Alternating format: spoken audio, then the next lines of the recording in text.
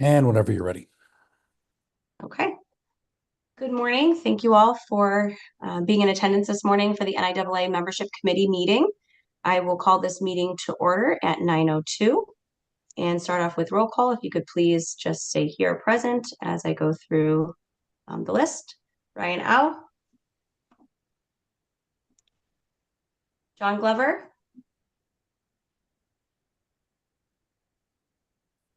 Dave Henneman, Here. Jim Pace, Here. Allie Shireen,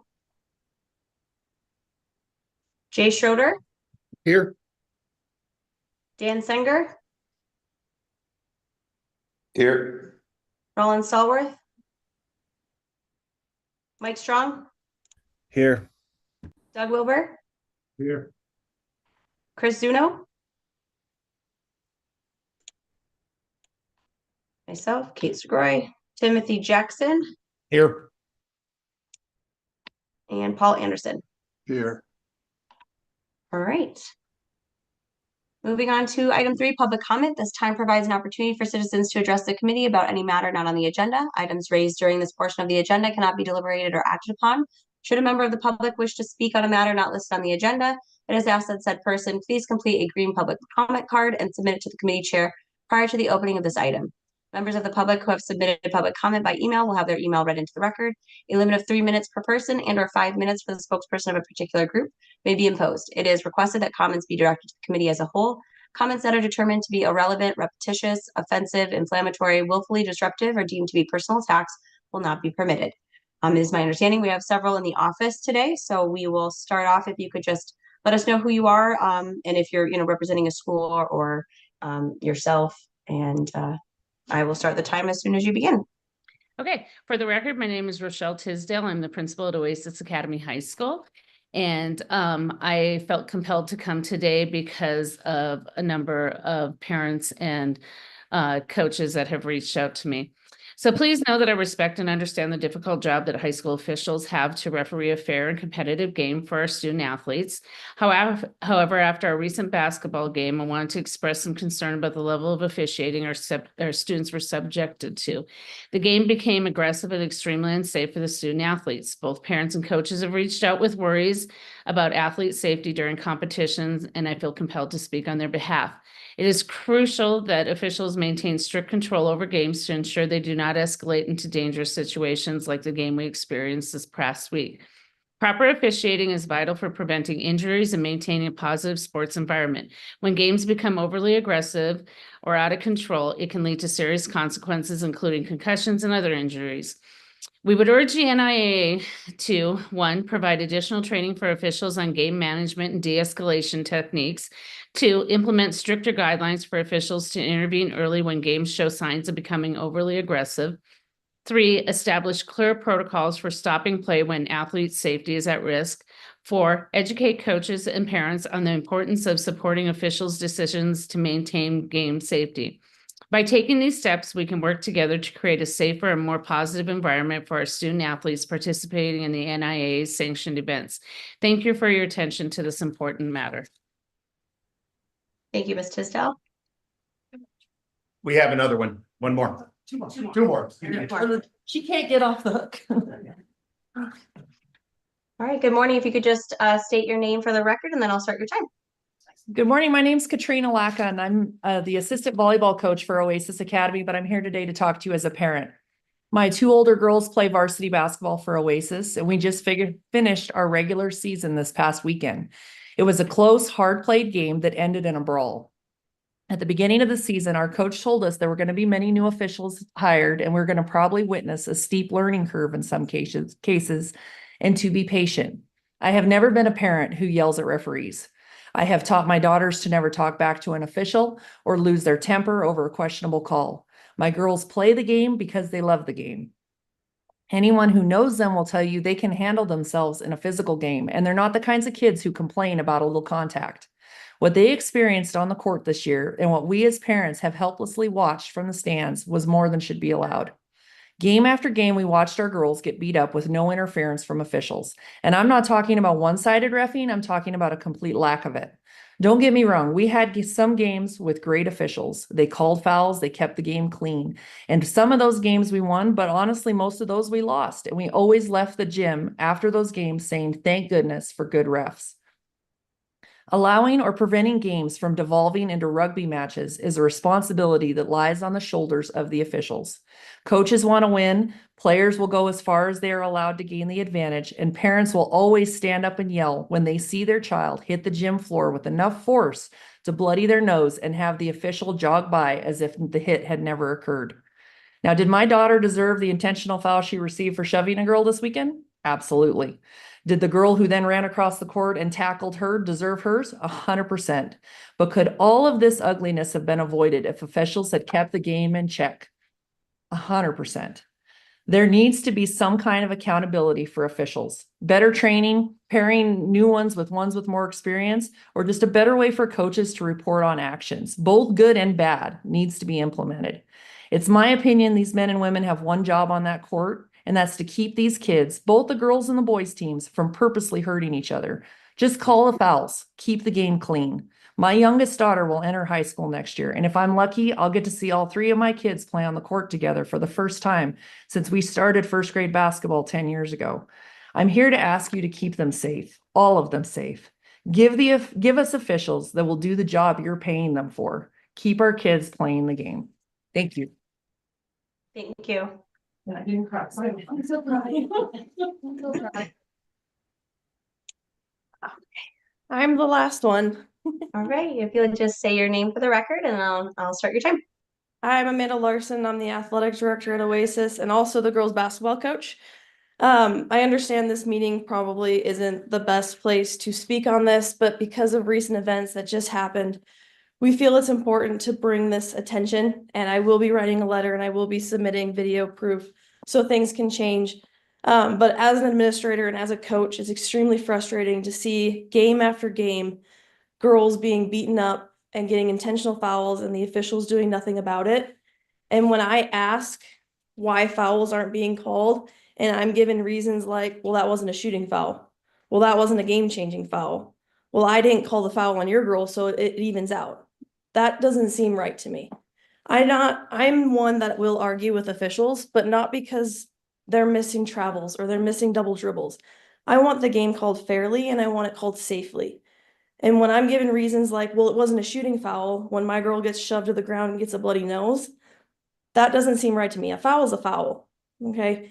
And player safety is my top priority. And when I have parents telling me that they may not let their kids play next year because they don't feel that the officials can keep them safe, we're already a small school. We're already in the 2A when we should be in the 1A. And I struggle to field a team as it is. Oasis has the smallest team. I have 8 girls. We have the youngest team. 6 out of the 8 are sophomores. And I have to tell them game after game, play clean, control what you can control, even if you're getting shoved to the ground. And it gets to the point where it's really, really hard for them to practice that when they're getting beat up, when they're not being treated with sportsmanship. And so in my letter that I will be submitting, I just ask that more attention is brought to player safety. I understand officiating is not an easy job. I understand not a lot of people want to do it. If I didn't coach year round, I would become an official. But it doesn't make them untouchable. And that's kind of the attitude I've been getting from all these officials. They don't want to hear it. They don't want to talk about it. They just feel like because nobody wants to do their job, they can pick and choose what they want to do. And I just feel like player safety needs to be a top priority, and officials need to understand that no matter if it's the flow of the game or not, fouls need to be called when it comes to the safety of my players. Thank you for your time, and I really appreciate you hearing me out. Thanks, Amanda. Anybody else? Tim in the office. Nope, that's it. I'm gonna mute right now and turn my video off. I'll be right back. Thank you. I did not receive any public comment via email. So we will move on to item 4, approval of the February 12th, 2025 meeting agenda for possible action. That is today's agenda. Just looking for a motion. I motion. And if we can make it flexible, sorry. Yeah, Go I ahead. approve to approve the agenda for a flexible agenda for February 12th, 2025. Thank you, Dave. Looking for a second. I'll second that. That was Jay. Yes. Thank you. All in favor, say aye. Aye. Aye. Aye. Any opposed? Okay. Agenda passes. We may move around a little bit today on it, but for the most part, we'll go right through this. Item number 5, our approval of our December 11 meeting, December 11, 2024 meeting minutes.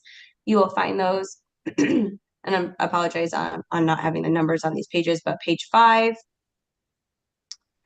through page 8 of the packet. Hopefully you had a chance to read through those. Anybody have any issues, changes that need to be made, anything that was an error that they noticed? And if not, looking for a motion to approve the minutes. I'll approve the minutes for December 11th. Thank you, Meeting. Dave. Looking for a second. Second. What was that? Sorry. Doug. Doug. Thank you, Doug. All in favor, say aye. Aye. Aye.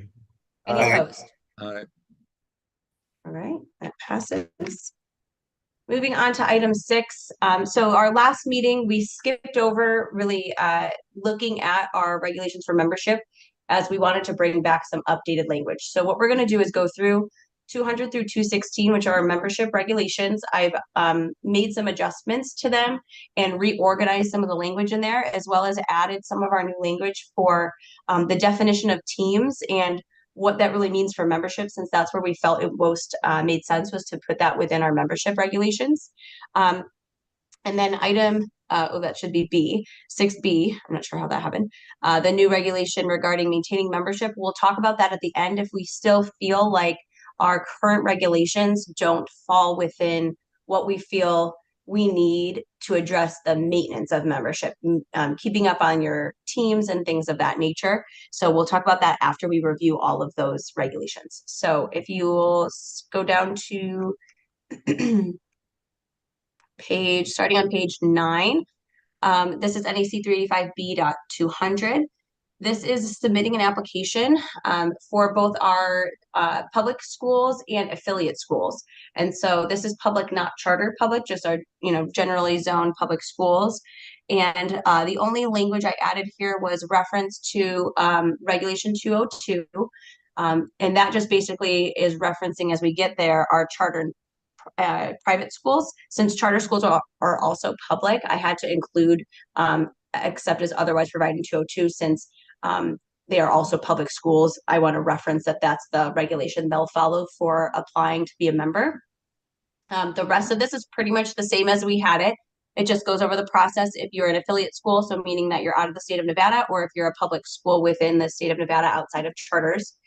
The date was updated. Our processes, we allow for the application to be submitted up to October 1st. That's what's worked, and that's kind of been our procedure for a while. So I just updated that date to allow for a little extra time and added the words of the year prior to that in which the school would like to have their membership. So you have to apply by October 1st to be added as a member for the following school year. I think maybe in the past that July 1 number may have meant that you had to apply by July 1 and could become a member in that same school year coming up. That doesn't give us enough time to go through our processes of the board approval and things like that. So October 1 for the year prior to that in which you would like to become a member makes the most sense for our current processes. The only other thing I added to this regulation was the committee or person when it comes to the inspection of the facility, since at times that's just me. We do have it on our agenda today to talk about facility committee and what that looks like, but we wanted to make sure we had flexibility there in case we decide to continue with what we're currently doing, where it's just me and maybe another person of the NIAA staff that goes to inspect the facility. So we just added that word there for flexibility. The only other thing I wanted to hit on here in 4E is the fee for applying. This is for our affiliate schools, so schools that are outside of the state of Nevada. And so, Tim, I did want to kind of pull you in on this conversation to see if you wanted to increase that amount. In our rules and regulations and policies committee meeting, we talked about some of our fees and fines for our member schools and how we've increased some of those numbers. So I wanted to give an opportunity here to possibly increase that number as well to meet, inflation numbers and things like that. Tim, do you have any thoughts on that? Yeah, I think we should make it cohesive and not only cohesive, but consistent across the board. So I think, what is it? 1,300 is where we're going to next. I think that that's a good number to start with. That would be the minimum fee they would pay as a membership due yearly. So 1,300. Is So that? your school's under 600, so that makes sense to do that as the application fee. Okay, that makes sense. That would be the bottom. Lowest number of a due, right? Yeah. Okay.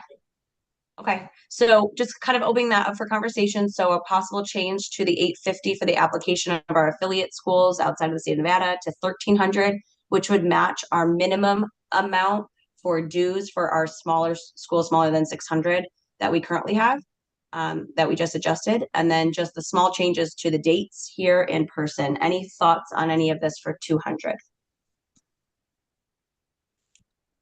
Just a question. So that application fee, like 1,300, is that gonna go up the next year when the fees go up? I know this next year is 50 cents, year after is be 50 cents per student, and then $1.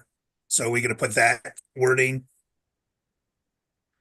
That's a really So, good point, Dave, because we did mention, you remember, Kate, in the Rules and Regulations Committee, I think it was Pam mentioned that we shouldn't put the years in there. We should just put the amounts. Maybe maybe we change the wording in this to the Current? the current 800, whatever, however you would word that. so the current amount, consistent with the dues for a school that's under 600 or something of that nature, or per that regulation, we can reference our 212, our dues Think so. regulation. Kate, this is Paul. Don't we have a regulation when we were talking about this at the Rules and Regulations Committee? There's a particular regulation that these would all be tied to. 960. Application and the annual fees. The annual fees, yes, the application, so 212, I'll scroll down just really quick just to kind of reference that since we're talking about it. So 212 is our Yeah. dues. It does not include any application amount in here. But what Tim's referencing is that it should be consistent with our lowest annual dues for those small schools. So I think what Pam had mentioned in our rules and regulations meeting is we don't include the amounts here or the dates here. We just say per the approved Board of Control fee structure, due structure. So we could say, for this regulation, kind of the same thing. So it's always in line with that minimum number, whatever it may be, that it, the amount for the application for an affiliate school aligns with regulation 212 for schools enrolled with less than 600 students or something of that nature, or along the lines of what the Board of Control approves for the amount for those schools with fewer than 600 pupils. That's the best way to go, and then we're not changing it constantly. Right, I agree. That was a great thing to bring up, Dave, since we did have that conversation. I'm going to go back up here real quick. Here we go. So we could say the school pays a non-refundable fee consistent with the amount due for schools for the dues for schools with fewer than 600 pupils as determined by the Board of Control. So it would be something like this. Let me read it again. The school pays a non-refundable fee consistent with the dues for schools with fewer than 600 pupils as determined by the Board of Control. Does that sound pretty good? I think that's fine, or even referencing it to 212, the section of 212 that addresses that. Does that, I know we're going to take the numbers out of 212, but I mean, that talks about the minimum fee, right? Yep, as determined in NAC 385B 212. We could say that instead, since that will reference how we get that number through the Board of Control. We don't even have to put that. So again, that could read, the school pays a non-refundable fee consistent with the dues for schools with fewer than 600 pupils as pursuant to NAC 385B 212. That's good. That keeps it consistent, and that way we don't have to change it anytime that amount changes. Other thoughts, comments?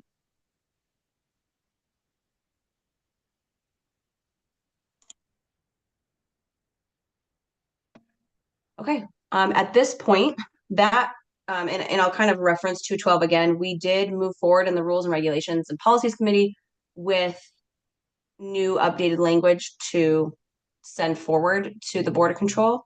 So that is in motion. So if we feel like this one's also ready to go, that would be okay, since we have made those changes to 212 as well. That would be referenced here in 4E.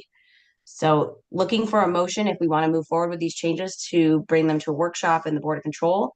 And then if not, we can bring them back to a future meeting and take a second look at it. So really whatever the committee feels is where we want to go with this regulation. I'll make a motion to move forward with these. Thanks, Jay. Looking for a second. Jim Pace will second. Thanks, Jim. Any further discussion? Okay, all in favor, say aye. Aye. Aye. Any opposed? All right, I will send that to workshop for our next Board of Control meeting for those changes. Thanks, everybody. Let's move to the next regulation, 202. So this one I did make quite a bit of change to. As I was really diving into these regulations, I realized they're a little bit out of order with our current processes and what we do and how we manage, new schools coming in. And obviously there was no reference to charter schools in all of this, since it hadn't been updated in quite some time, since charter schools have really started to be on the rise. So I've made some adjustments to language. I've pulled in some language from regulation 206 because it seemed like it belonged all together in one regulation that involved applying as a private or charter school. So 200 references applying as an affiliate school, so out of the state of Nevada, and our regularly zoned public schools. This regulation addresses our private and charter schools, since their process is a little bit different as far as how they are to apply and the process time-wise in getting full membership. So basically what's referenced here, we're keeping some of the language up here regarding, except as otherwise provided in those two regulations, which we'll talk about in a little bit.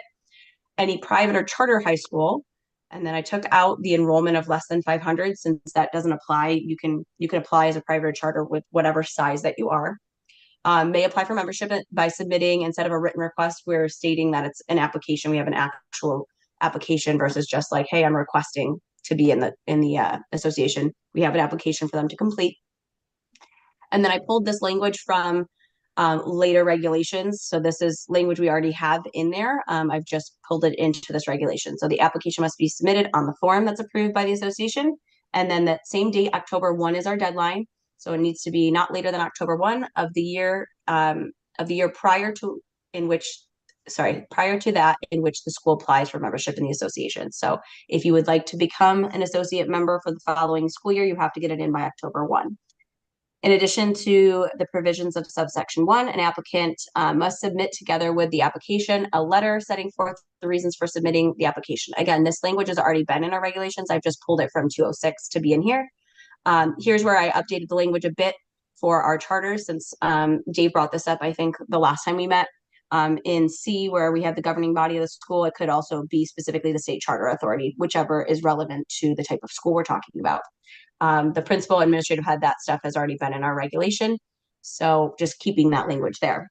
So then moving on to 3, I took out a lot of language here because what this is talking about your independent status. So initially when a charter or private school applies for membership, they have to go through a period of us checking their facilities and then being brought to the board. They have to be presented basically to the board about, are they eligible and do they have the facilities that they need? Are they going to meet what, our expectations are of a member school before they're even granted that independent status? So I felt that this language was put in a location that didn't make sense because they're not immediately granted independent status just by applying. So I took out majority of that language that talks about that, as well as placing them in a class. All of that happens after their application is approved by the board. So that language, you'll see some of it in a later regulation. This is just simply talking about the application process. So I wanted to keep it about that. And so what 3 now will read is upon receipt of an application submitted, The executive director may grant permission for the school to compete against member schools pursuant to, and then I reference a regulation that we have that allows for permission to play, essentially, is that phrase. And so this is more aligned with our process. You apply, you get permission to play for that school year, then you are presented to the board for the following school year. So 4 then reads, again, taking out a language about being placed within a class as soon as practical after being granted that permission to play. The committee or person appointed, so typically at this point it's been me, will evaluate the facilities of the school, and that's all that will read at this time. And that is what I basically will then be able to present to the board for their approval of their application. So 5, this language was already here. As soon as practical after conducting that evaluation, the committee or person shall submit to the board the recommendation to approve or deny the application of the school for associate membership. So now this regulation, in taking out some of this language about the approval part of it, simply is about your application, how to apply, when you need to apply by, and what process happens after you apply. You are vetted, your facilities are vetted, and then somebody from the NIAA staff will present them to the board.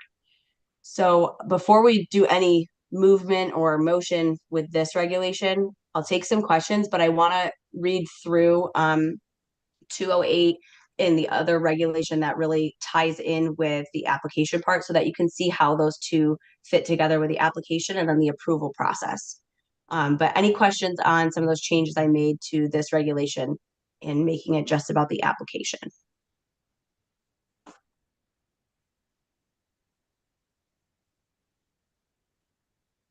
Okay. Feel free to jump in at any time. I'm going to keep moving forward just so that you can see the connection here with 208. 204, there are no changes that I made to this regulation. Just as a reminder from our last couple meetings about what this is about our schools that receive financial support from the state and have students that are wards of a court. So this is our Spring Mountains, our rite of passage. We have a couple of them that are within this Independence High School. They're all within this regulation. So this is if any new school of that nature comes on board, this is their process. So we didn't really need to make any changes, we felt, at this time. Anybody have anything on this regulation that they've thought about over these past few meetings? Say that again. Say that again, Jay, sorry. No, I'm sorry. You're good. Okay. All right, if there's nothing on 204, I'm gonna move past that to show 208. Again, 206, this language, I cleaned it up as it was just really relevant to the private and charter schools and who needed to sign the application. And I moved that up to 202. And then the language about the public schools is already in 200. So this was really kind of a repetitive and didn't really fit on its own. So we put it together with the application process. Any questions on that? Just move that language. Good. Okay. So 208 is kind of in tandem with 202. So 202 is how you apply, what that looks like in the process after you're given permission to play. And then 208 is the actual approval process of that application and how you become an associate member, as well as how you can become a full member after your associate membership time is up, essentially. So some changes I made here, I made reference now instead of 206, since we would be removing that regulation, I referenced 202 and basically saying that the board may approve your application pursuant to 202 and that application process. I kept all the language about how that works. What you need to do, you'll have to pay your annual dues, comply with rules and regulations. None of that would change here. And 2, what I put here is a high school that is granted associate membership pursuant to the section. And this is where we talk about that independent status. So pull the language from 202 to here, since now that's where we really get that independent status. So if you are granted that associate membership, you're on independent status for a minimum of 2 years in the following school year after the board approves the application. You may participate in a game contest or meet in each sanctioned sport against any member school or affiliate school. We don't restrict the schedule, so we remove that language as it wasn't really relevant to what we do in our process. C and D stay exactly the same. They can't compete in the state championship and they can't hold any other type of membership. So that language was consistent with what we've had. And then 3, here it talks about aligning the school. So we don't actually align the school as an associate member We don't put them in the league per se where they're on the schedule as part of the league. However, we put them there kind of for administrative purposes. So I took out the language to say you're automatically in that league, since that's not really consistent with what we do in our practices. And I included some additional information about the actual approval process as a full member. So 3, 4, 5, 6, 7, 8, and 9 are all going to be relevant to applying to become a full member and then maintaining membership. So this is where we're getting into that conversation of, what do you need to do to keep your membership once you get approved? So 3 just simply says a school that completes a minimum of 2 years as an associate member may apply for full membership in the association. The application must be submitted again on the form. That language is the same, and not later than October 1 of the year to that in which the school applies for membership, and of the final year in a realignment cycle. You can only apply to become a full member during that final year of the realignment for the next realignment cycle. So I referenced 250, which is our regulation about alignment and how that happens. So that will align with that process. And then 4, this is where we get into some of that language about what's required to become a member. It says each school that submits an application for full membership in the association pursuant to subsection 3 must have at least 1 athletic program for boys and at least 1 athletic program for girls during the fall season, winter season, and spring season for the 2 consecutive school years prior to submitting the application. Athletic program means the number of pupils that participate collectively and individually in the following sanctioned sports for member school. Pulled this language directly from our team definition. Since we agreed in our last meeting, this belongs with our membership regulations to say what does this require. So to even become a full member, you not only have to show us you have boys and girls in each of the 3 seasons, but you have to have these minimum numbers to get your full membership. And then it's continued down here with all those numbers that we had already previously agreed upon. Subsection 5, as soon as practical after submitting the application for full membership, again, we're going to evaluate your facilities. And then we're also, this language was pulled from 206 before. We're going to also, from 202. I'm just moving it down into the full application process, since we don't give this information until they're ready to apply for full membership.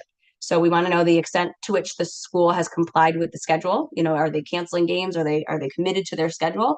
And then any concerns regarding their participation as in sanctioned sports from any other member school or from the association. And that's part of the report, basically, that we're given at the board control meeting, so that we have a full scope of how they've done the last 2 years as an associate member. 6, as soon as practical after conducting the evaluation, the committee or person appointed by the executive director will submit to the board a recommendation to approve or deny. So we do this twice. We do that approval as an associate member, which is referenced in 202. And then we do another presentation when they're becoming a full member that's referenced here. And then it just goes into the board may approve that application submitted pursuant to subsection 3, which is referencing that full membership application, if the school complies with subsection 1 of this provision.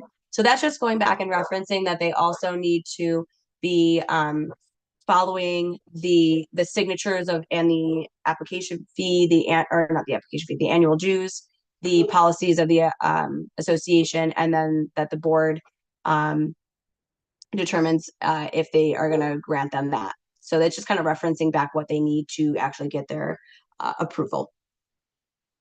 And then 8, if the board approves the application pursuant to 202, so if they've already approved you as an associate member, and then in accordance with subsection 3, which is your full application, the board shall then, based upon twice the number of people specified in the count of the enrollment for the school year in which the board considers the written request, place the school in a class and align it in a league pursuant to 250. So you only get aligned when you're going for full membership. So this language, again, was pulled from our previous 202 regulation, since it wasn't relevant there.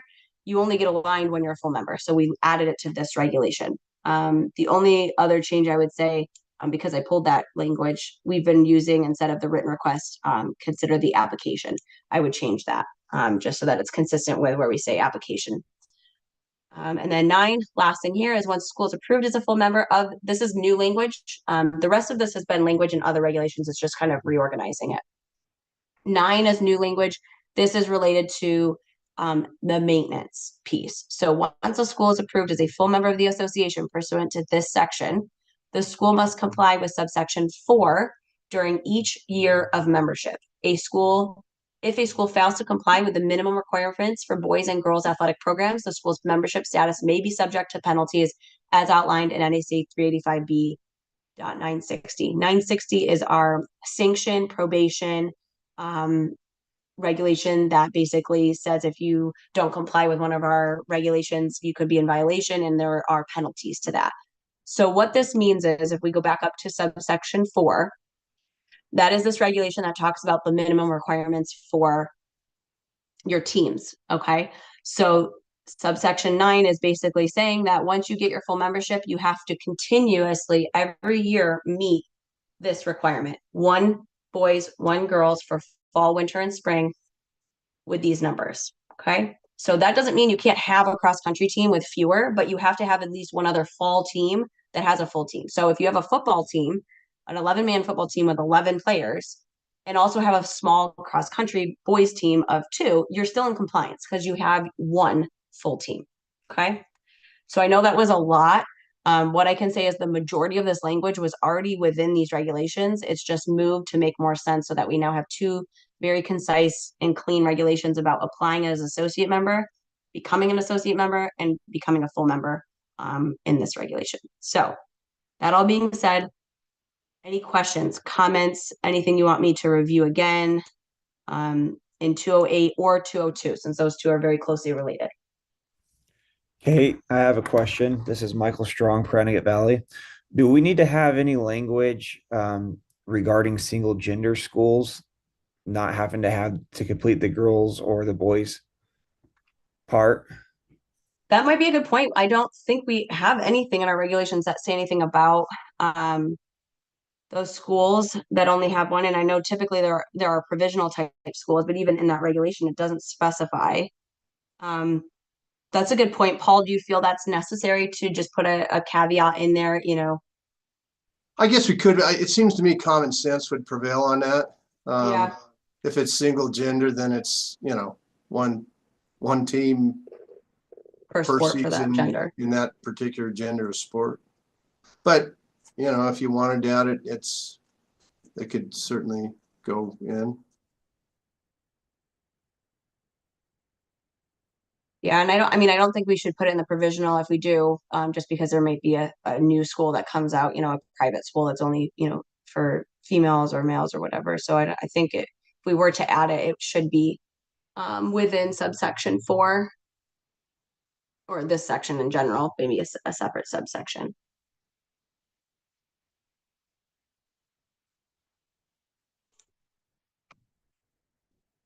I think we could just add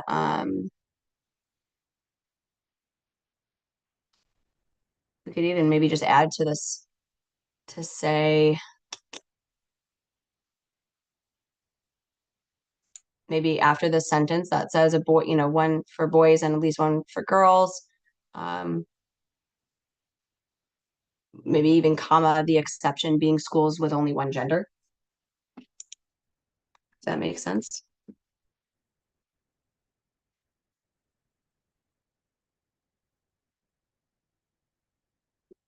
We could definitely add that. That would be fine. If that's what you wanted to do.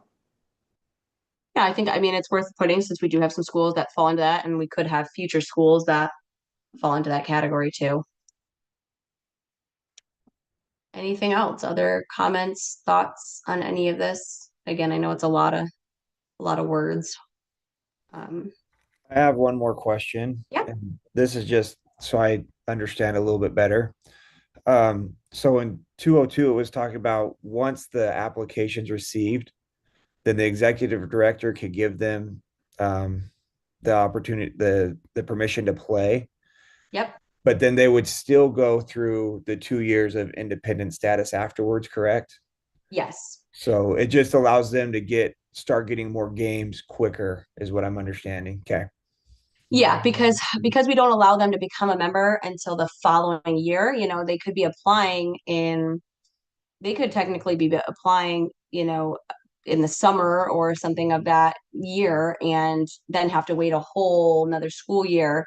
And that gives them that permission period to start building programs and trying to get some games and just kind of getting a feel for what it's like to be a member school before they even become an associate. So yeah, that's kind of the purpose of that. And that's been the practice in the past. And I think it works really well because it does give them that time to kind of figure it out before they have to meet that, two male, female, 2 sports per season. It's a lot of a commitment before you really know even what you're doing. So yeah, that's what that means.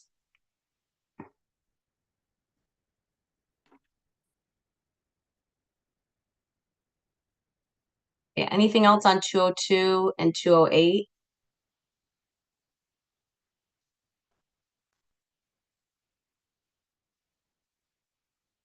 Okay, again, our thoughts are to add a little bit here on the end of this sentence. The exception being, schools that are a single gender. The only other thing I wanted to change is I just noticed this saying considers the written request. I would change that to considers the application since that's language we updated.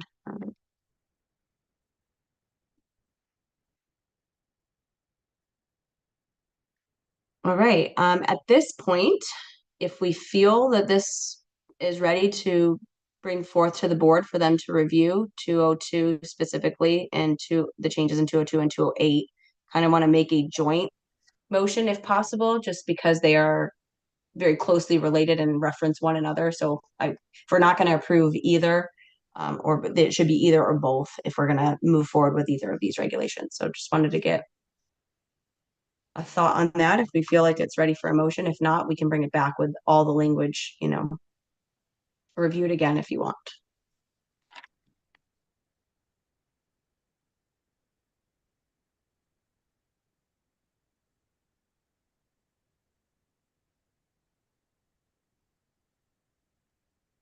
I make a motion, we move forward with both. Okay, thanks, Jay. So that's a motion to move forward with the language presented in 202 and 208. I'll Looking for a second that. Thanks, Dave. Any other discussion on this? Okay, all in favor, say aye. Aye. Aye. Any opposed? All right, again, this will also go to workshop and the board will be able to take a look at that and I'll present this at the next board meeting. So skipping over 204, I want to go to 206. So this would just be a motion to remove 206 as the language here has been now divided into the other regulations where it better fits. So it's not a standalone. So I would need a motion to move forward with presenting this also to the board as a rescinded regulation. I'll make a motion to move forward to rescind that. Looking for a second? Jim Pace will second. Thank you. Any other discussion? All right, all in favor, say aye. Aye. Aye. Any opposed? All right, that passes. Thank you. So I'll add that as well. So skipping past 208. On to 210. No changes here. This is a regulation. We talked a little bit about it before. Paul has brought it up with when we had Finley Prep around. They didn't, they weren't a member in the sense of competing really against any of our schools, but they needed the membership to be able to participate outside of the state in different ways. And so they just paid this, fee and were listed, as a member school for their purposes and who they played. So really the only thing I highlighted here is that 5,000 amount. This is really a Tim question. Do we feel that we want to increase that amount for any reason? This hasn't really come up in many years, but just in case it does come up, do we want that to be higher, Tim? I don't think so, because that's kind of the, if you remember, when we talked about the regulations, we talked about sanctioning would be 5,000 if we were sanctioned. So then I think sanctioning a team like this would fall underneath that language board, even though the two words don't mean the same at that point. Yeah. I think it's consistent. So I think we leave that one alone. Okay. Yeah. And it is on our high end of that's kind of our max for anything we charge anybody. So I think that's fair to keep it consistent. Anybody have any other thoughts on that?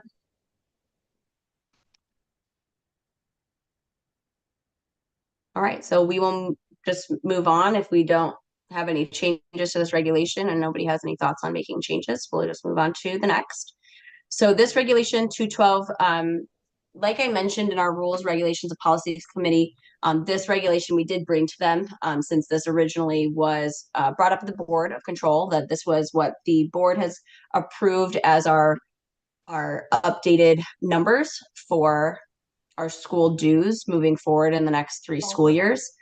So what was brought up by Ms. Sloan was that instead of putting this, because we know how long it takes to get these, you know, on our website, on the website, that by the time it actually gets on there, it may be too late, and that it'll need to be changed again. So it might be more beneficial to just put language such as if a school enrolls less than 600 pupils, their dues to the association are as determined by the Board of Control, since the board is just kind of approving that, and then that will be communicated to those member schools each year. So we felt in that meeting that made a lot more sense than just putting the exact amounts in here, and that way it's just always consistent with whatever's approved at the board meetings. So we don't really need to take any action on this since it was already the action was taken on it during the rules and regulations meeting. So I just wanted to let you know where we've moved from with this, just to basically say, so these are the numbers, but we just won't include those in the regulation. We'll just reference the board's approval. Any questions on that?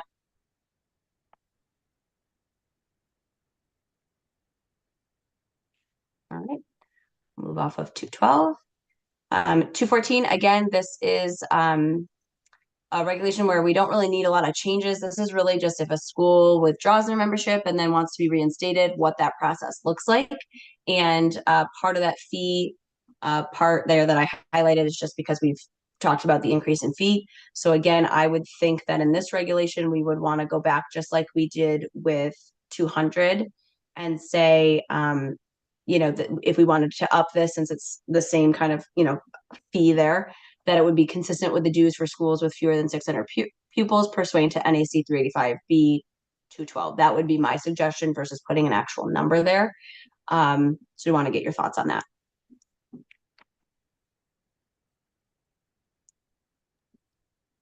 Yeah, And this regulation doesn't come up often. Go ahead, Jay. yeah, I think we should just refer to the schedule fees. Don't put a number there, because then we can, whenever those fees adjust, we don't have to change this all the time. Yep. There's no other changes that we're doing to this, so that would be it. Any other thoughts on that? If not, looking for a motion to move forward with just updating that language on 1B to state a non-refundable fee that is consistent with the dues for schools with fewer than 600 pupils as pursuant to NAC 385B.212.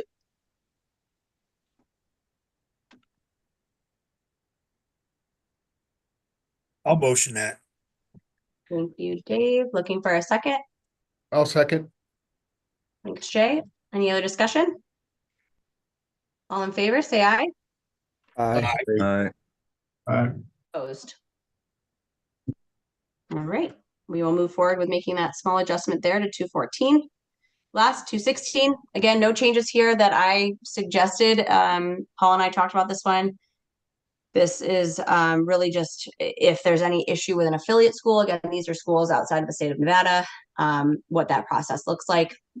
We haven't had to do it that I know of, so it's here just in case it's needed, but at this point, there doesn't seem to need to be any changes to it. So opening it up for discussion, if anybody has any thoughts on it.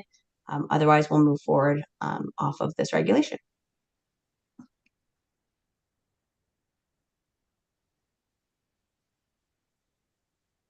All right. So that is it for our membership regulations. So the last thing, and that's it really for the packet here. So the last thing, I'm going to go up to the agenda again. The last thing I wanted to talk about with these regulations is just referencing back to our original thought of, do we need a new regulation that's in regards to the maintenance of membership and your status? We have regulations that address cancellation of games.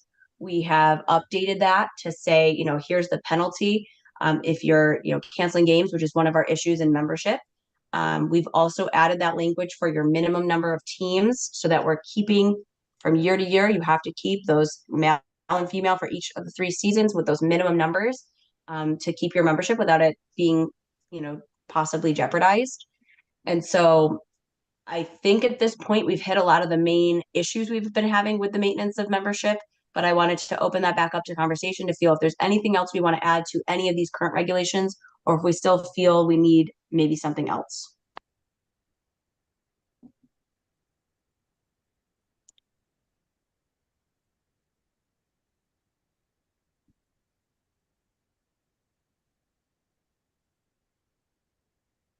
All right.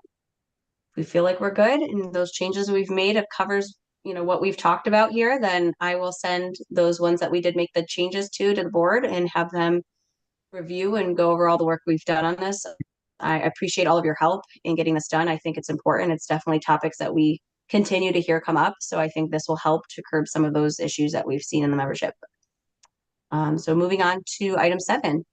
Facilities check committee plans. So I know in the past we've brought this up where there may be times, obviously, when new schools are coming in for their associate membership, as well as when they become a full member, there's at least 2 checks that are going on there.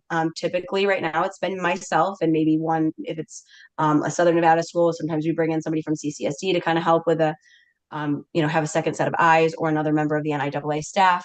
And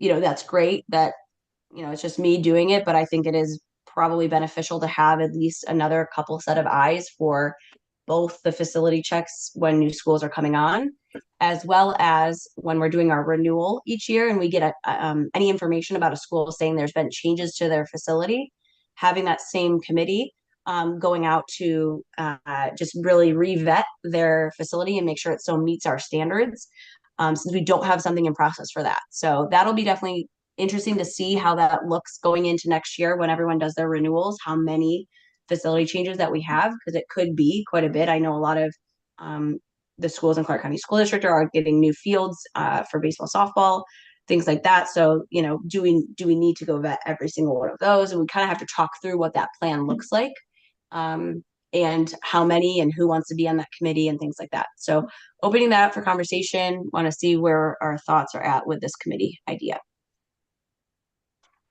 Hey, Kate, this is Doug from CCSD. Doug.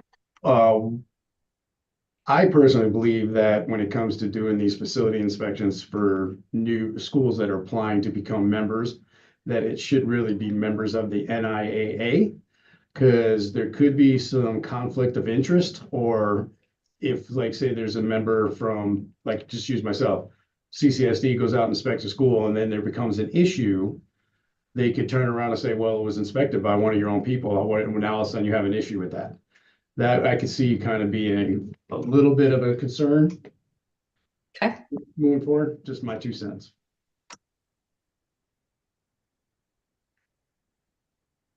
Other thoughts?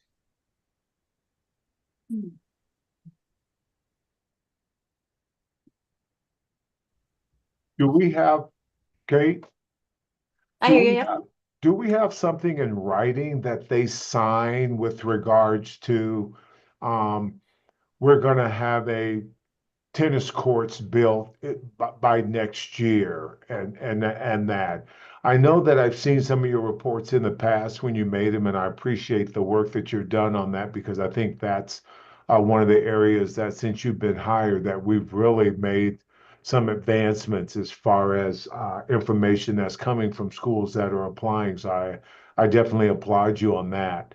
But with that said, I know that that in the past, where we, I think, as an NIAA and as a board and as a whatever, the group that's been approving these schools, or at least going and taking a look at them, they've given them a lot of slack with regards to false hopes that they're saying, hey, we're going to have this done by the next year, this done, and those kind of things. And those things have not been achieved. And yet they've still maintained their status and continue to participate. So I just want to just add that comment to it that kind of relates to a little bit of what Doug said in terms of the people who are involved in evaluating and going and looking at these facilities and stuff, they don't have a dog in the fight with regards to accepting, this program in, and any undue pressure put on them by saying, oh, why didn't you approve our school? That kind of thing. Yeah, I can see that for sure. And just to kind of go to your comment a little bit, I mean, our hope is with this new renewal form that we do know a little bit more about, because we don't have anything in writing currently, where we didn't until we updated our renewal form about changes to facilities and anything like that, and the time frame and all that. There was no real process for that. We might hear through the grapevine, but there was nothing in writing about that. So now hopefully with the new renewal form, that's more clear, and we see those changes that are going to be made and time frame for those as well.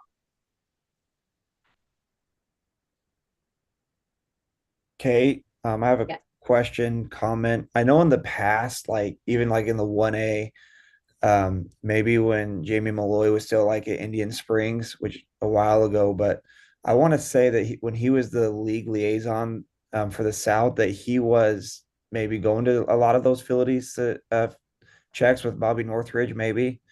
And I just wonder, is that in writing, or is there any way? I think it's important to still have some sort of league representation, since we're the ones going to play, just so we know a little bit what we're getting into. Yeah, and so it doesn't say that it has to be. It's really any representative. And it's typically, it does say a committee, but we don't have anything that specifies who that committee is. So that's really what this conversation is about. Like, who do we want to be on that committee, or should it just be the person, myself, or Bart, or whoever it might be? So I know we talked, I think last meeting, I don't know if it was Tim or somebody did bring up that was an idea to have maybe a league president or a league liaison to be kind of part of that. So I can kind of see both sides, where could it be a conflict of interest where it's like, well, Mike Strong didn't let us come in as a member, you know what I mean? And then it's like, oh, Paranaka Valley, oh, and there's like adversary, feelings between you, your school, and you're the one that told them. When I feel like it is important to get your eyes, the administrators, the people that are at these facilities and their kids are playing at these facilities, to be there and give their input as well. But I do see kind of the flip side of that too, that it could create some conflict possibly. But ultimately, I'm the one that would be making the call on whether I feel they're ready to be approved or not. I'm the one giving the presentation to the board. So hopefully, even through a process, it would come back on me, who has no stake in any of that, of who gets to be a member and who doesn't. I want, as much participation across our state as possible. So I'd be working with them as much as I could to get them approved. So hopefully it wouldn't come back on a school, even if you're just on the committee and you're just there with eyes helping me out. I see more of a benefit to it than a possible drawback personally. Kate, this is Paul. Are you talking about formulating a new regulation to deal with this committee, or can't this just be at your discretion? If you're the person who's asked to review the facility, you would have discretion to include league representatives, or whomever might be appropriate for looking at that particular school. Yeah, we're not looking to make any changes to the regulation. It just simply says the committee as appointed by executive director. So that this conversation is just really about, what do we feel is the best? Should it just be the NIAA staff? Should it be other member schools, whoever? Should it be league representative, league liaisons, league presidents that are included in that? So that's really what this conversation is about, is who do we feel is best and what makes the most sense? And so kind of the two sides of the argument are, having other league members, could that cause any conflict between those individuals, their schools, and those people that we're vetting? But also the downside is just having one set of eyes is sometimes not enough. I might miss things. It's better for me to have other people with me, I think, at those. So it seems to me that the best way to do it would be, if it's going to be a school that's going to be in a particular classification or league, that you would have a representative from that league, and then maybe have another representative from another classification who would be, able to look at it too. And if there's conflict, be able to at least provide that input so that there's no issue, you know, just with rivalry or whatever between schools that are going to end up competing against each other. Yeah, I mean, I think that's a good point. You know, myself, one person within the league, one person that's in a completely different class that has no stake in, you know, their participation. I think that's a good idea to. So then I think really for building that committee, we would basically need at least one representative in the South, in the North for each class, each league, and myself. And then depending on what school it is, I basically pull from that committee. Okay, I'm going to need, you know, you two, if you're available, or kind of have it be, you know, not everybody needs to be there. So for each, you know, kind of just pull who we need for each facility check.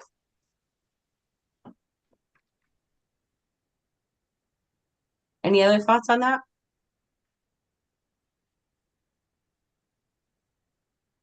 It's okay, just thinking about that. So maybe just saying, hey, I'm gonna be looking at this school up north. These are the dates. Put it out to the membership committee. Who could meet here on this date? And then we can just like sign up. Say, hey, we Yeah. can do that. I think that'd be a good thing. So all of us could have a say in it if we wanted to, but like we say, hey, we just need a couple people here because I know schedules don't match with everything, but if we just say, we open up, say, for this membership committee group to go out and see a place, I think that'd be the best thing. Awesome. I like that idea. Anybody else have any thoughts?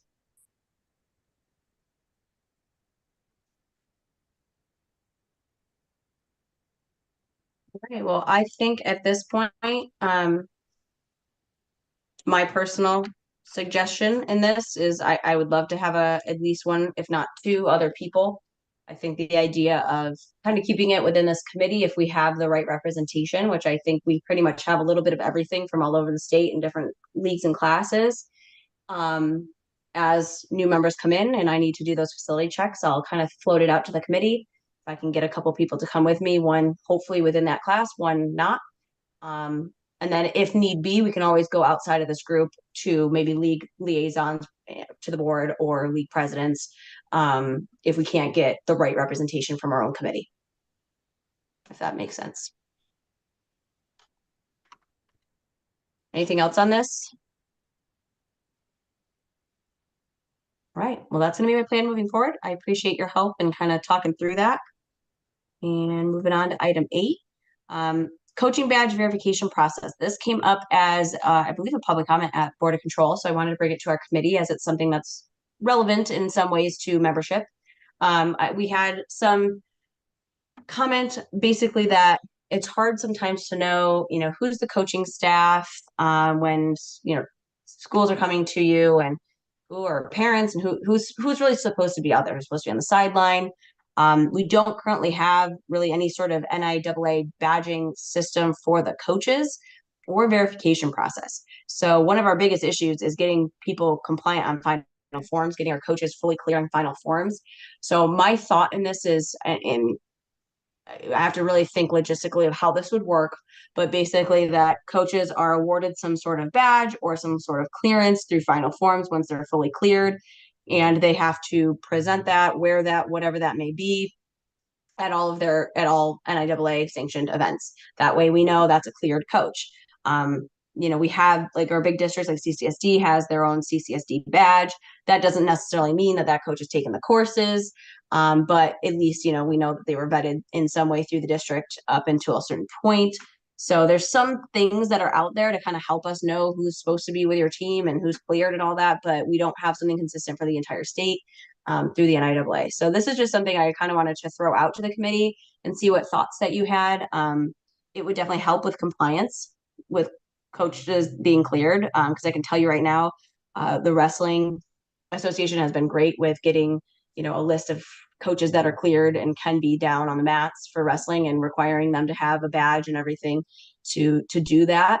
And I kind of look to that like that should be happening all year long. All of a sudden, everybody's scrambling to get their coaches cleared, and I'm thinking, what? How are they not cleared this whole season? Now we have an issue here. So wanted to see what your thoughts were on this.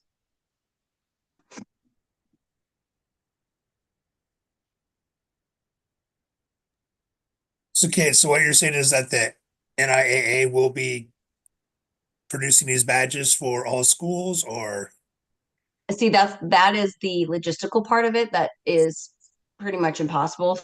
I don't know that that logistically makes sense, and that's why I kind of wanted to talk through what options we could have. I'm like, could they wear, a piece of paper they print out from Final Forms once they're cleared and they have, they just wear it? No, something like that would be easier, where the school can kind of, in a sense, be more in control of the creation of whatever it may be, versus something that, we create and send out to schools. That process is a Yeah, little bit. because just saying that, like you can say like a CCSD badge. I'm a coach. It could just be an employer CCSD that's not been cleared to coach and just goes, oh, here's my badge. I'm Mhm. good to go. Or even like charter schools, I know we print our own badges here on site. We have the machine that does that. Um, I don't know. I know the concern was, well, we don't want to have like there's 8 coaches on the bench for a basketball game, and you have 10 players. It's like almost 1-to-1 coaching. Yeah. Like trying to control that. And how do I know these people have actually been? And it usually happens on the road a lot too. You get all these Yeah. parents on it, parent coaches. So Yeah, and I different get schools have different. the reason for the coaching badge verification process, but then there's always going to be ways around it. Yeah, for sure. And the pipe dream of mine would be that, there's something where they cannot be on a sideline until they have that specific NIAA badge that shows that they're a clear coach for the school year with that school, with all the courses and everything they need. That would be ideal and that would be perfect. But the logistics of that is just very, very difficult to get past. Hey, Oh yeah. Thoughts? Kate, the NIAA can only do so much. I think this is more of a district thing than anything else. The districts have to do a better job of making sure that, for example, I'm in Washoe County, we just hound our athletic departments, our athletic directors, our athletic secretaries. Every coach that's cleared in Washoe County should have a coach's clearance card for that school year. And that coach has to have that card to be on the sideline. Every single administration knows when there's a basketball game that basically if they have 9 or 10 coaches, they know that only 3 to 4 of those coaches can be on the bench. There's no room for 10 coaches and the rest of the football players sitting in the bleachers, basketball players sitting in the bleachers. So I think it's individual schools that have to do that. I think the job of the NIAA is just to continue to hound the schools with regards to make sure your coaches are cleared, make sure they're wearing their badges and all of that. And again, the only time the NIAA will take leadership of that is at regional or state events where you have to have that pass. I've gone to Vegas and they wouldn't even let me in the games and I'm on the board. So some schools do a lot better job than others, but it's the school's responsibility, especially during the season, to make sure that their coaches have their badges and their coaches are cleared. It's not the NIAA's position to clear coaches. Right. It's the district and the school's responsibility. Hey, Kate, do you mind if I chime in here? Yeah, go for it. Okay. Rollins, I don't disagree with you on that. It's the school's responsibility. I've been kind of in the middle of the road on this because one, I see the logistics of us taking this on is impossible right now. But more so recently we had a situation where we had a altercation on the court and we were identifying if anyone came off the bench. Now, obviously a player with a jersey on was very easy to identify. We are still awaiting the identification of 2 individuals off of a school's bench that are not coaches and not rostered players. They were on their bench at a state event and came onto the court. Now, we're going to find out who they are eventually, obviously, but what I'm concerned with in this situation is we have our sanctioned postseason event and schools are allowing people who are not cleared to sit on their benches. Exactly. And this is our event. And I think maybe what we start with, Kate, is we look at this as it moving into the postseason badges. Once we hit the postseason, you have to have an NIAA approved badge. Now we can approve the CCSD badge. We're not saying it's got to be produced by us. We just say who's on your bench, and they have to be badged through a clearing process through us, which we should have in place right now with final forms. I think this is worth a discussion as we go forward, but I also think the logistics of it are going to be cumbersome and a mountain that I don't think we're staffed to meet right now. We can go back to how cumbersome the process is when we played in Allegiant and they had their badging protocols that we had to follow, and we still on the day of had issues because Rollins, I can tell you, much like you, 2 years ago I couldn't go into Allegiant. They didn't have a badge for me. And I was like, okay, no problem. I went up the other direction. I was good. But at the same time, I mean, I understand that. And I think we have a definite issue that we have to address. And it starts at the school level for sure. The schools need to know who is sitting on their bench. And the fact that a school can't identify 2 people that came off of their own bench at a home school event really is worrisome to me. Hey, Tim, this is Doug. Hosting, I'm just going to use the example when I was in the building, when we'd host wrestling regionals, I printed badges, I'd get a list for coaches. I'd print badges that said coach, athlete, all based off the rosters. Then I would give them like 2 managers. I would turn around and I would see people that were not coaches because the coaches hand those badges off so that parents / whatever could get down onto the floor next to the mat. I agree that, this task is huge. And that was just dealing with like 13 schools, and we printed them at our own building. And even with the NIAA badge, as well as I do, there's going to be coaches who are going to take that badge because they either got eliminated, they're going to hand that badge off to another coach on the way out the door so that coach now gets into the event for free or can get down onto the floor and that kind of thing. So I agree, it has to be schools involved, but part of the process is this people that are in charge of these events, because most first couple rounds are at high school sites. They need to step up and start notifying the administration of the school saying, this happened at my event that we were hosting and your coach passed this badge on to somebody else, and start taking accountability. And I know a lot of people don't like to do that because it seems like we're throwing our peers under the bus, but some of the stuff that we've seen down here so far, just in winter sports and some of the altercations we've seen on the courts, something has to be done.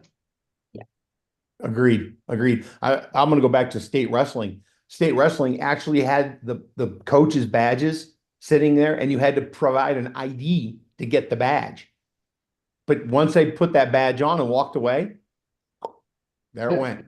So, I mean, I agree. It's got to be policed at the school level first to start. I agree, Doug. And I don't know if we have the capabilities of being that locked down without having additional personnel. I mean, I'm trying to think of I guarantee you didn't get on the field at the Super Bowl this last weekend if you didn't have your badge on and it didn't have your photo ID, but they had a designated person at every one of those entry places to stop anybody who attempted it. So I think I agree with Doug on this. It's got to start with the coaches, and we need to be accountable to our own entity. In other words, if Centennial, when Doug was there, did it, Centennial should handle that situation when it was resolved. They should be the ones taking care of it, and I agree. So hear me out. Final forms is really where we would want to get this information. We don't care if you're cleared, right, through your district, whatever. So I could work with final forms and see if there's a way that every coach on top of completing their application has to upload a current photo of themselves that's attached to their account. And then once they're cleared, they get something that's the size of an ID, basically, like, when your insurance cards are virtual, you can see your insurance cards, on your app or whatever, something of like that nature that has that picture that they upload their name and cleared or whatever the words need to be once they've completed the requirements, with a date or maybe even with the expiration date of when all their stuff is expiring, since we have that information in final forms. And then the school is responsible for printing that off and doing it with it as they wish. They can get containers for them to be in, little badge containers. They can laminate it, whatever, but they have to wear that throughout the season and postseason. I mean, there's ways we can do this. It will have to be back on the school. Logistically, it has to be, but I feel like there's possible tweaks we can make to final forms. And then this is the expectation, just like we require in some schools, kids to wear their student IDs. Like, I mean, these are adults that if you want to coach for me, you have to wear your ID at every game, home, away, postseason, regular season, tournament, whatever it may be. So I think there's possible ways to do it. It'll take some tweaking with our current systems, but I think it's important. It scares me to think of how many uncleared coaches we have out there, safety wise, in a lot of different senses. Would it be possible to just get like an electronic like QR code for your phone? Might be easier now, you're not printing the badges and then you just got to show you either have the badge or you have it on your phone that you can say, hey, this is what I've got. Yeah, that's definitely a possibility too. I'm sure Final Forms could do a lot of different things possibly with this. So I can kind of float some of these ideas um, by them that way. Yeah, it doesn't even need to be printed. My only concern with something just being shown once, like when they're coming in, is then like the visual of like being able to see, like, okay, I don't remember who showed me that they're a coach. So the only thing is I do think visual, especially with those big events like a wrestling match where it's like, I don't know who I gave that to, something visual would be helpful. Or maybe each school just has like something that they then, just like stickers that they put on, like once you've approved their QR code, they got a sticker that says coach or something, and they can give that to somebody else. I don't know. Just trying to logistically think through how we can do this the best, where we have that picture proof, we have the clearance from Final Forums, all of that. Just think of that, like adding a sticker, just remind me of something like in college when we had things. What if they had like their school approved ID badge? But if we give them like the NIAA comes up with like a hologram type sticker that sent to the athletic departments, I don't know how much it would cost, but then we just say, hey, here's your sticker we add to your badge. So you put it in the back of the badge or someplace where they could show it. I guess I'm a NIAA coach, but then again, it's not going to stop 8 coaches being on there because you could have like an assistant football coach end up on a bench for basketball or wrestling, or the tennis coach in baseball. But at least it's trying to cover something right there. Yeah. That's not a bad idea either. David, it seems like you have a big problem with these basketball coaches. No, I don't have a big thing with the basketball coaches. I just remember we hosted a tournament earlier this year with Green Valley Christian, and one of his things was like, hey, this is how many bands each coach gets. And we had a couple teams come in and said, well, I have five assistant coaches on my bench. And I'm like, all right, like here's their bands. But then it's like there's a lot of coaches. And I just know with NCSAA, which is our charter choice school league for K through 8, they have problems with like now all the coaches have to be identified in like National Sports ID. That's gonna be on there, and like sometimes it's like, coach, you can't be on there because you're not registered as a coach for that team, even though that coach is like, but I'm the 8th grade coach. I'm just sitting on the bench for the 7th grade game, and they have to kick them off. It's just stuff that they're trying to clean up. I know that area, so they don't have a bunch of parents on a bench, and so at least you have some. If something does happen, you can go and talk to them. And you know who actually was on that bench, like what Tim was saying, like trying to figure out who was on the bench or who came off the bench. Dave, that card you just sent me, Yeah. what was the process for those? Because I like that a lot. So when I was in Arizona, and I'll put up on, see if everybody sees that. That's one of my old ones I just had at my desk.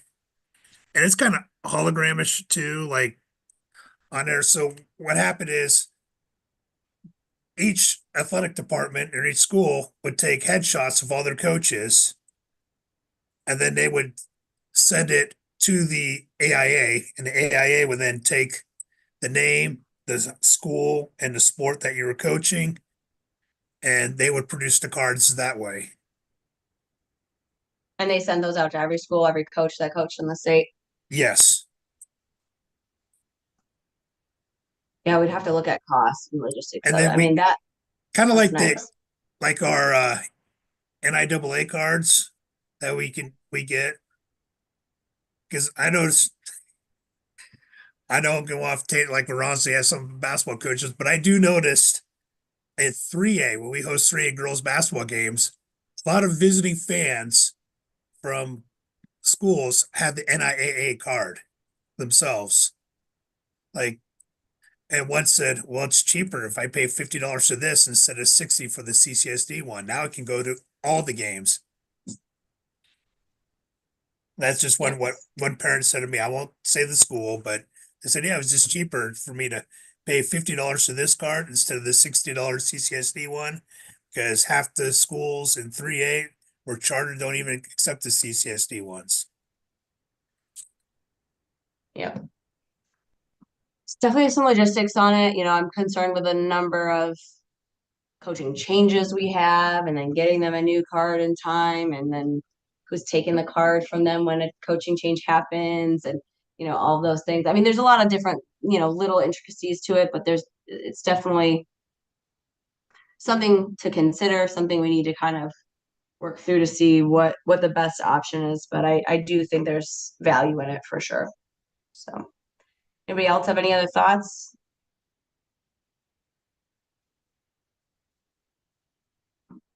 All right. Well, I think team-wise, NIAA staff will kind of talk through some of these options and come up with a viable one if there's one, and you know, bring it back for everybody so you can kind of talk through that. But at this time, you know, just kind of wanted to discuss it and see what options we all thought about. All right, moving on to item 9, future planning. Anybody have anything that they would like to bring back to our next meeting regarding membership?